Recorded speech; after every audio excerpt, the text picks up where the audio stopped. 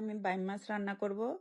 কড়াই তেল দিয়ে আলু পেঁয়াজ কিউব করে কেটে রাখা দিয়ে দিব, সাথে 2টা তেজপাতা দিব, 2 টুকরা দারচিনি দিব, দিয়ে নাড়াচাড়া করব। একটু নরম হলে মাছটা দিয়ে দিব, মাছটাও তেলে ভেজে নিব।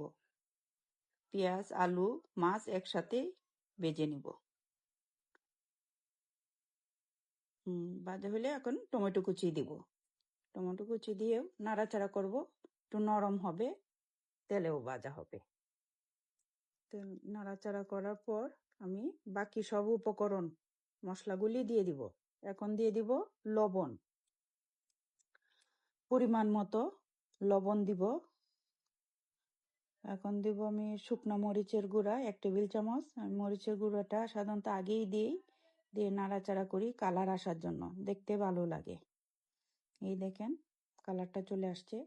এখন আমি 1/2 টেবিল চামচ হলুদ, 1/2 টেবিল চামচ ধনিয়া, 1/2 টেবিল চামচ জিরা দিয়ে মশলাটা কষিয়ে নিব।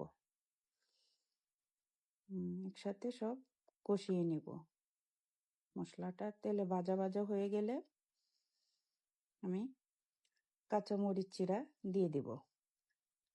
কাঁচামরিচ চিরা দেওয়ার পর আমি 1/2 কাপ পানি দিয়ে ঢাকনা দিয়ে 10 মিনিটের জন্য বসিয়ে রাখবো। এই দেখেন কি সুন্দর কালার আসছে, তেলে ফুটতেছে।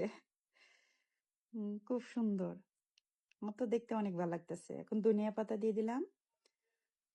ধনিয়া পাতা দেওয়ার পর একটু নাড়াচাড়া করে আমি বাটিতে উঠিয়ে সার্ভ করলাম। দেখেন আপনাদেরও ভালো লাগবে, আপনারাও দেখেন, ট্রাই করে, ইনশাল্লাহ ভালো লাগবে।